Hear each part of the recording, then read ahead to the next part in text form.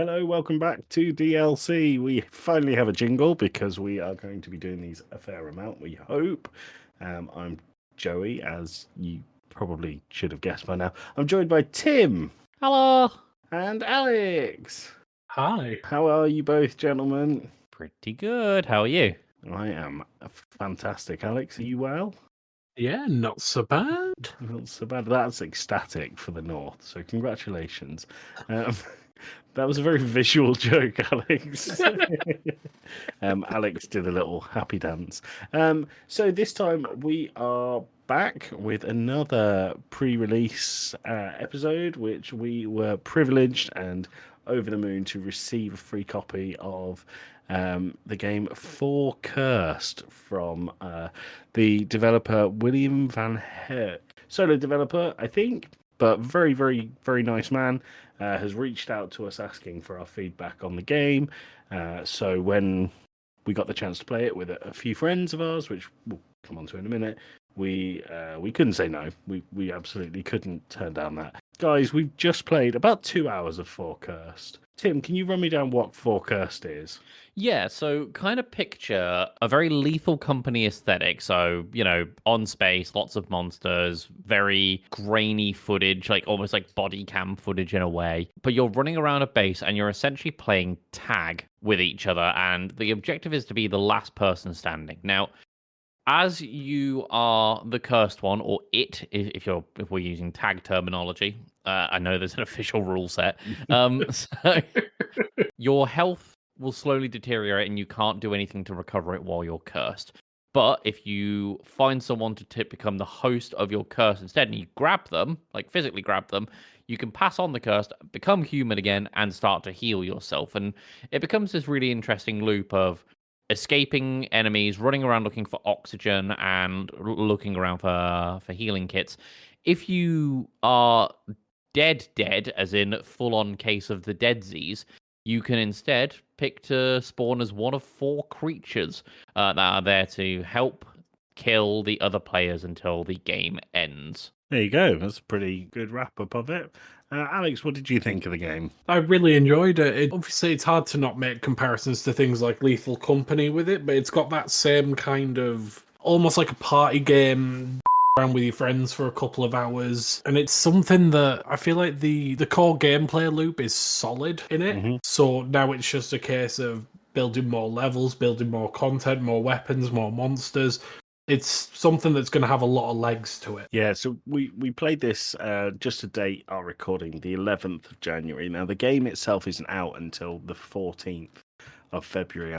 William has said that there is a public playtest towards the end of January. At the time of recording, there's 2 maps. There's a small map and a medium map.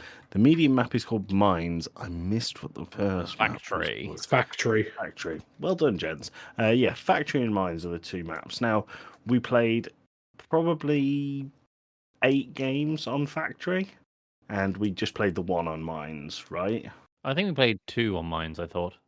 2, maybe 2. Yeah. But we played Factory much more, and I think there was 5 of us playing. You can have up to 12 people in each lobby, I believe, is the limit at the moment. But I think with more people, Factory being such a small map would be a little bit tricky to get going. But Mines would be a good size because it's got the teleporters, it's got outside areas, whereas Factory seems to be a little bit more straightforward. The only variable really is the power on or power off, I think, which gives you a bit more visibility, and also there's an incinerator which you can hide in if the power is off. But if the power's on, you're going to get toasty. It's also interesting with the power on. Obviously, yes, there's the visibility aspect of it. There's like conveyor belts that go around the map as well, and you cannot go against the grain of the conveyor belt, if you like. So it limits your mobility option. Yeah, anything with conveyor belts gives Tim Factorio energy. So Oh my god, it makes you think of factories.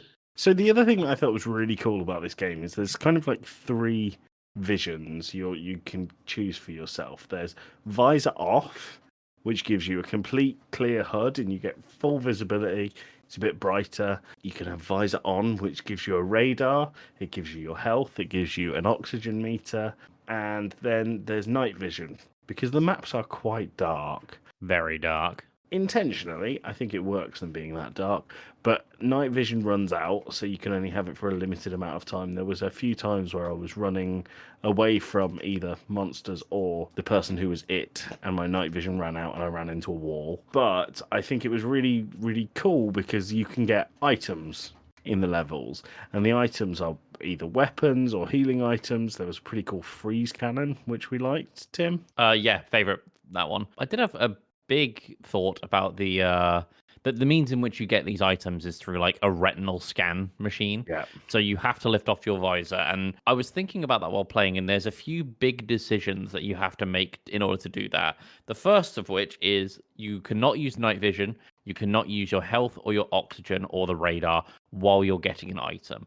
On top of that, you have to be staring directly at this in-game terminal to do it. So the only thing you've got to rely on for your own safety is your hearing, which I thought was a really interesting design choice. We messed around with the settings. You can customize your games, like the I think it's not too dissimilar from like an Among Us lobby where you can do the speed, you can do your cooldowns, your spawns, etc. You can change which weapons appear most frequently, and I really, really enjoyed turning up the radar and making it far more frequent because you could basically see where everyone was at most times. But when you went to get an item, you had to take away that safety net. Like Tim said, obscure your vision completely. So it's a risk-reward thing, but I think it's done in a really, really clever way. It's good stuff. Proximity chat was a good thing in it. Yes, it was a little buggy at first, It was. but it's pre-release. I'm sure it's going to be ironed out because proximity chat seems to be pretty paramount to the experience. So I imagine that's going to be ironed out. What we've not said here is that, as far as we could tell, the bug was just with input devices. The menu would recognise that the microphone was on the device list, but when talking, it wouldn't pick up any audio. We're not sure if it was conflicting with Discord, as we were also in a group call at the time. And we got it working. It was just took a couple of relaunches of the game. So I think in a pre-release, that was the biggest problem we had. We did encounter a couple of bugs, but it's before the big playtest. It's before the full release. So that's fully expected. The problem that we had with the microphone was that one of our party's mics came out very, very, very loud to the point where it was just blowing out eardrums and yeah, completely inaudible. But we fixed it. We got it fixed. And we got on. So Alex, I wanted to ask you, what was your favourite moment in our 2-hour playthrough? There was a moment where I think I was the last survivor, and I ran past someone and into a big open room, and there was a big old golem in front of me, which I think was you, Joey. And I went, oh, turned around, ran away, ran straight into Tim, who was also a big old golem. Now the goal. Yeah, we haven't explained the monsters. Tim, please go ahead. Yeah, sure. So as I mentioned before, there's 4 monsters that dead players can spawn as. There's the spider, who can crawl on walls and ceilings and spit acid in a kind of an AoE, but it's naturally got the lowest health. It can be hit with a quite literal pool noodle and it'll die. Yeah.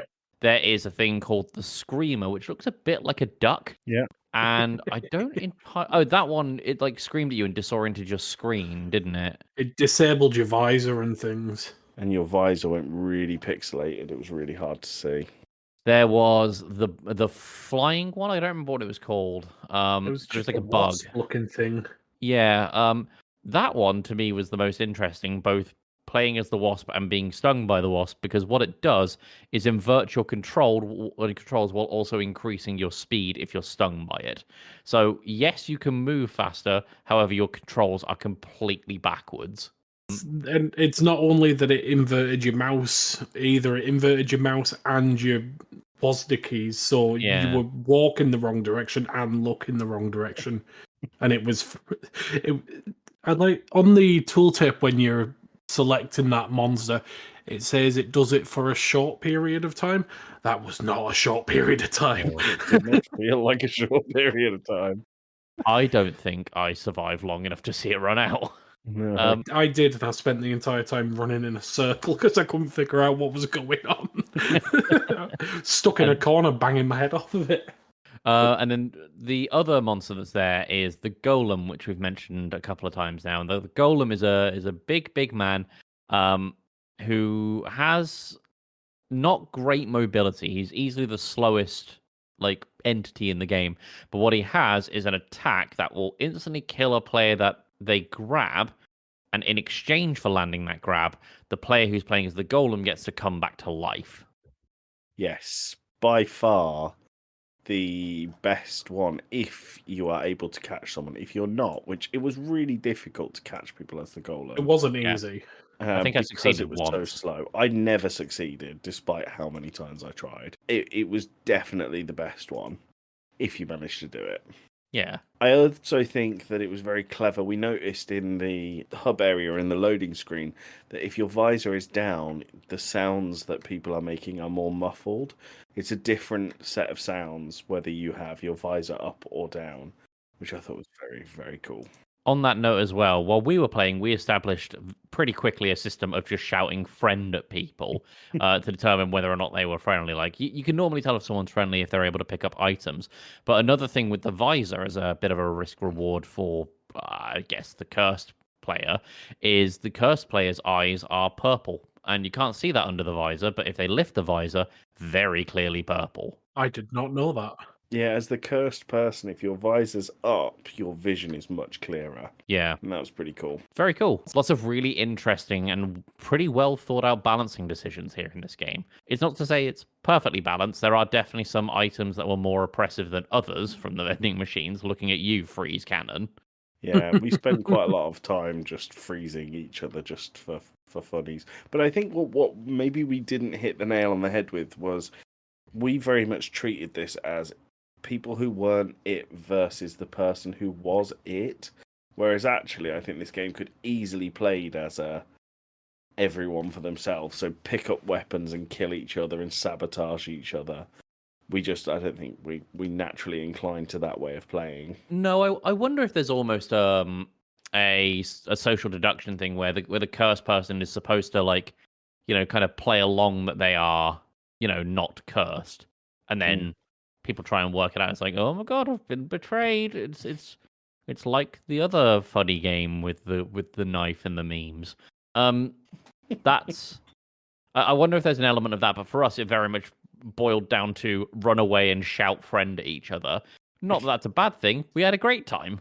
I did shout when Payne ran over to me while I was cursed and went, friend, friend, friend. And I went, yeah, friend. Blah, and just killed her immediately. So it was a flawed system. Yeah. It was a system easily abused, let's say that. Sure.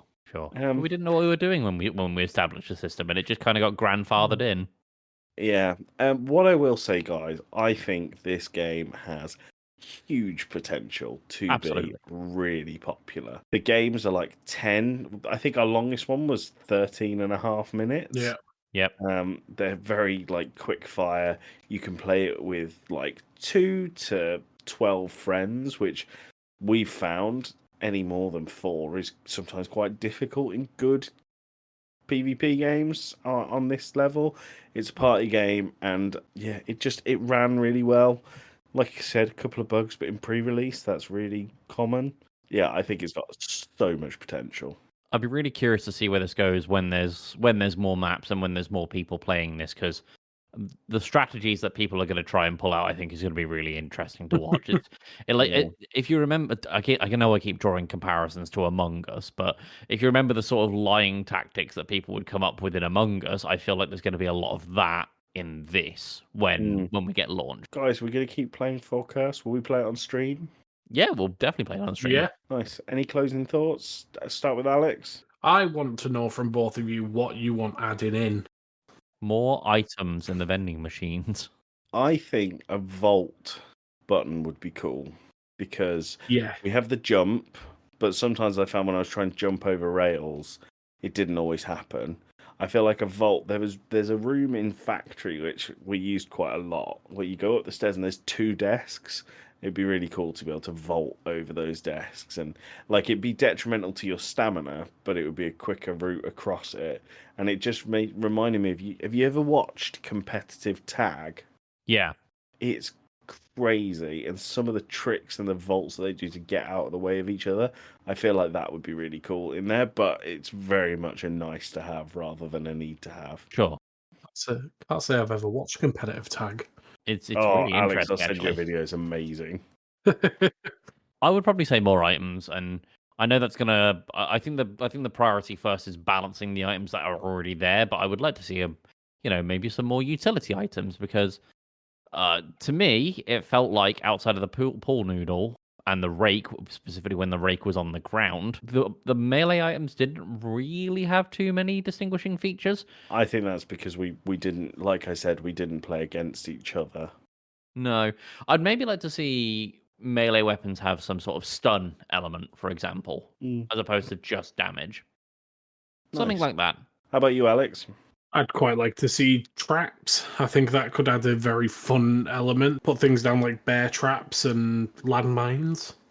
That would be really cool. We should say that we played with two friends, Frosty and Payne. Frosty, although he said he had a really, really, really good time and he'd love to play more of it, he said he'd really like to see character customization Yeah. within the hub world that leads into the main game. Did Payne have any other thoughts? I can't quite remember. Just that she really enjoyed her time with it. Like, there was definitely a bit of screaming and yelping from it because Payne and I share an office. There's definitely a little bit of screaming and yelping, and so I'm sure the neighbors heard that and had questions. But no, I think she just had a good time with it. Nice. Guys, let's start with Alex. Would you recommend the game? Yes, 100%. It's a great sort of get together with friends and you've got 3 or 4 hours. It's something to put in a rotation of other party games alongside, as we keep mentioning, things like Lethal Company and Among Us. It's a great time and it's easy to pick up because it's effectively a handful of buttons. It's move, look, sprint, jump, pick up and attack. That's it. Nice. Tim? Yeah, I'd recommend it. I think one improvement I would like to see, and granted this is probably just the case for the version of the game that we got, file size being 3.8 gig doesn't seem to translate. I don't agree with that. No, you think that's about right? Well, I think that is right. I think, although the maps are small, the assets are small, but I think game itself played it played very well, and I think a lot of the coding within it is probably to do with that. Probably, but I think just a little more file optimization, and you are on to a winner with me. But yes, I would highly recommend this. Nice. I also would very, very highly recommend Forecursed. I think it's going to be really popular. Yeah, I think we'll see a lot of people, your people who play games like Among Us, Lethal Company, etc., picking this up and playing it. I think we'll see a lot of it on TikTok and YouTube as well when it's watch this space very much. Watch this space. And thanks again, William, for the review copy. We are very, very privileged to be able to have played this, and we greatly, greatly appreciate it. Absolutely. Thanks so much. On that note, let's get out of here. Let's skedaddle. Let's ski daddle. We'll play that jingle one more time because it's fun and it's new.